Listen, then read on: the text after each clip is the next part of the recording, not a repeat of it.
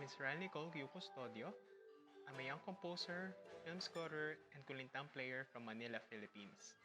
In this video, I would like to explain my commissioned piece entitled Sapagkat ang isipang mulat ay hindi kailanman pasisiil maging sa inyong mga baril at bomba.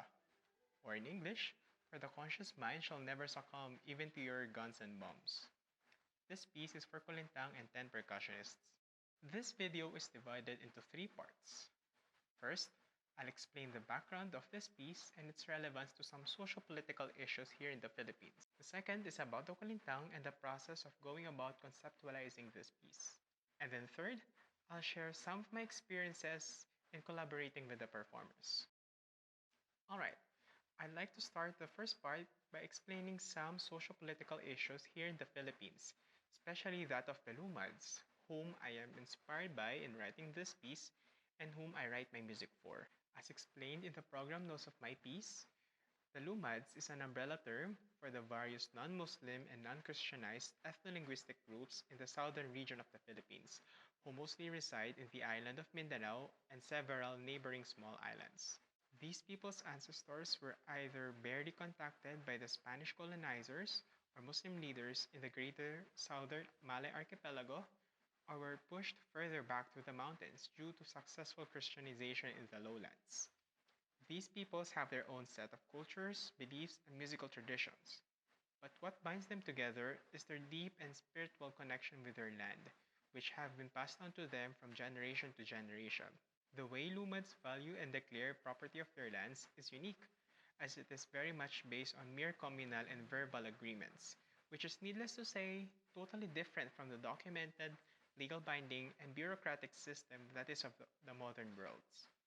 However, since the dawn of urbanization and capitalism in the 20th century, much of the Lumads' ancestral lands are slowly getting registered to affluent businessmen and industries such as mining and illegal logging.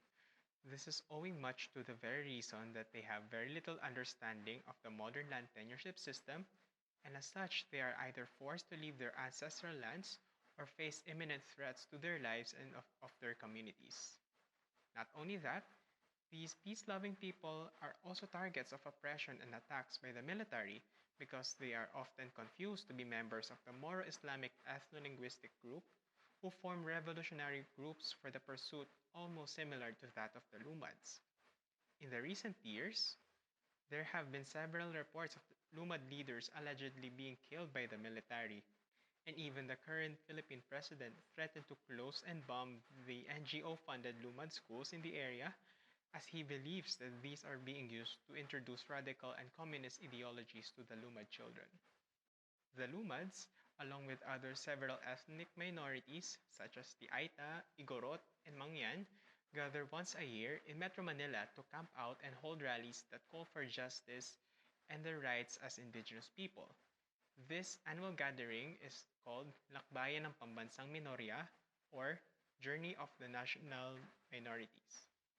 During the 27 Lakbayan, I personally went to the Lumads camp in the UP campus, and there I met a child named Epoy, whose entire community temporarily left their land to participate in the Lakbayan. Epoy, although hardly able to speak the same language as mine, tried nevertheless to explain to me that their datu or leader was assassinated, and the military continues to linger around their land as members of the community are under surveillance for possible insurgency. Thus, I had the realization that as his fellow Filipino and an artist, I cannot, in good conscience, stay silent while my fellow Filipinos are suffering and always in danger. I thought I should use my knowledge, talent, and voice to protest with people such as Ipoy, whose voice continued to be silenced by the fascist government. And since that brief interaction with Ipoy, most of my compositions have been very much focused on exposing this reality to my audiences, which I always hope that would resonate to them one way or another and join in the collective endeavor of advocating for the rights of our indigenous people. The Kulintang, as Harold and Kathleen might have already explained, is a row of 8 gongs which are played by hitting them on the boss using wood mallets. It does not resonate long compared to its cousin instruments such as the bonang, sarong, or kongwong lek. Depending on the location, the instrument is part of an ensemble called Kulintangan or Palaboni-Bonian, which is commonly found within the Lumads, Moro, and various ethno-linguistic groups in the southern part of the Philippines. Each group has their own styles of playing the kulintang, and in general teaches them through oral practice as none of their music is written down like in Western music. For example, ethno-linguistic groups such as the Tausug, Mansaka, Maranao, and Maguindanao all have slight differences in styles and playing technique. The Maguindanao style, however, is the one that I am most familiar with as I am currently studying and learning it under the tutelage of Kunintang Master Agamaya Botokan, who herself is a native Maguindanaon. In this piece, I specifically used a rhythmic pattern called Sinulog Abagu, which is from the aforementioned Maguindanaon ethno-linguistic group. It is one of the pieces that I am currently studying under Professor Botokan. It is important to know that while one progresses in learning the basic pattern of a specific kulintang piece, he or she is expected to improvise by adding ornamentations, additional strokes, and extra beats to his or her own taste. This in turn becomes the player's own version of the piece, unique from others and which somehow describes him or herself. I utilized my own version of the Sinulog Abagu pattern, which I composed myself and was guided by Professor Botokan during our lessons. Here's a short excerpt of me playing my Sinulog Abagu pattern for my teacher during one of our online lessons.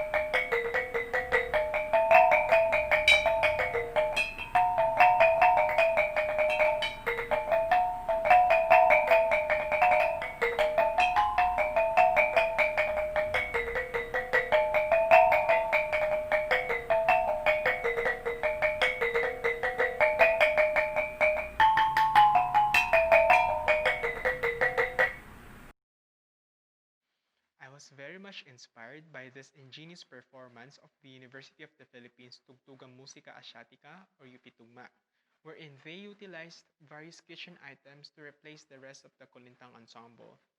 After hearing and seeing the video performance for the first time, I immediately contacted Kathleen, who was a member of the group, and told her that I will be writing a piece heavily inspired by what they did in the video.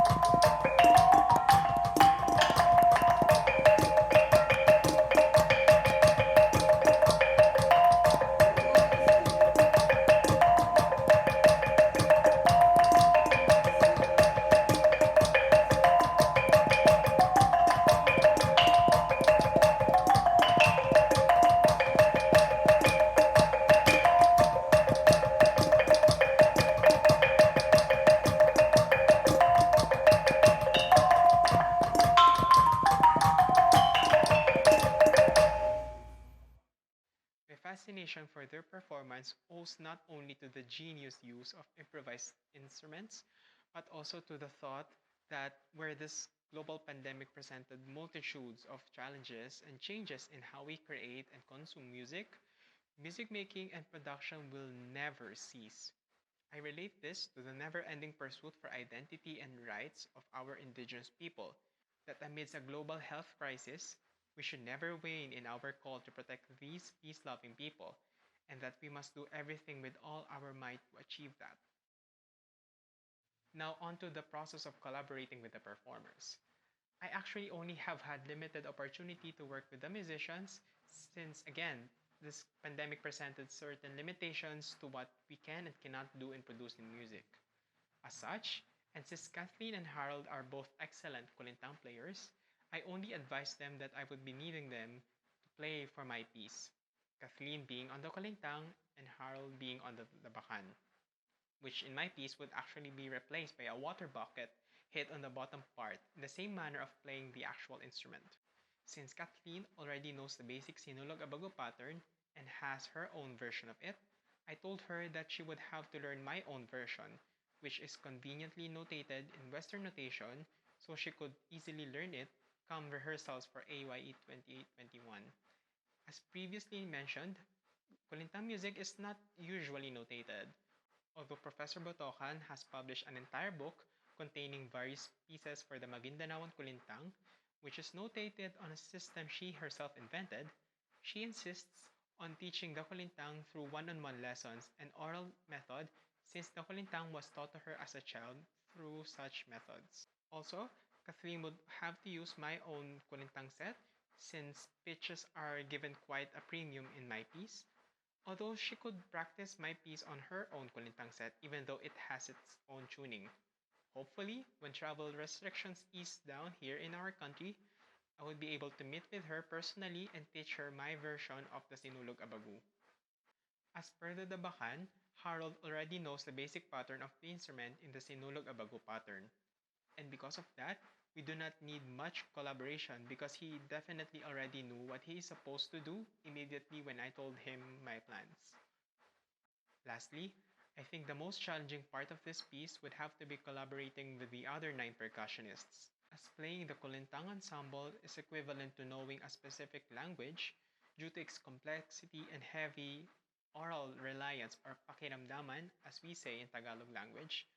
I, Kathleen, and Harold would need to meet and rehearse with the percussionists to teach them how the Kulintangan music goes, how to listen to the Kulintang, and most importantly, knowing when the piece ends. It is a daunting task for sure, but I place my confidence to Kathleen, Harold, and the rest of the ensemble to help make my piece come to life.